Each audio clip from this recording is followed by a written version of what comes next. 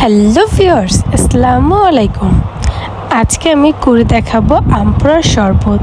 First টাইমে আম দুটোকে সেদ্ধ করে নিয়েছি এবং এখন সুন্দর করে চোকলা ছাড়িয়ে নিচ্ছি।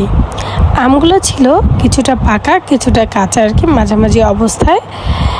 আর হালকা আমি সেদ্ধ করে নিয়েছি যাতে আম পোড়ার শরবতটা করতে সুবিধা হয়। আর নিয়েছি ধনেপাতা, নিয়েছি কাঁচামরিচ। এখন এগুলোকে সুন্দর করে ব্যালেন্ড করে নিব।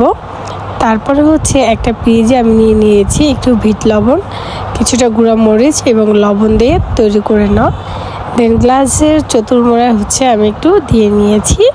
তো এখন আমার আম পোড়ার শরবতটাকে আমি পরিবেশন করব।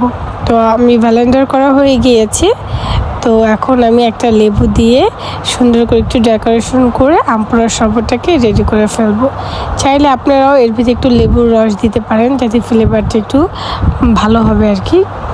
তো এখন আমরা আম পোড়ার শরবতটাকে গ্লাসে ঢেলে নিচ্ছি। দেখুন কত সুন্দর একটা কালার এসেছে ধনেপাতার কারণে আর কাঁচামরিচের জন্য। আর কাঁচা পাকা আম মাঝামাঝি অবস্থাটা নিলে শরবতটা খেতে খুব ভালো হয়।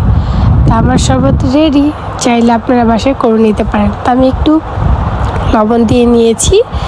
আর আপনারা যদি টক খেতে পছন্দ না করেন সেক্ষেত্রে একটু চিনি মিক্স করতে পারেন, তবে আমি চিনি মিক্স করব না। এই গরমে একটু টক শরবত খেতে খুবই ভালো লাগবে। আর যদি ঠান্ডা হয় একটু বরফ দিয়ে খেতে পারেন যদি বেশি ঠান্ডা পছন্দ করেন।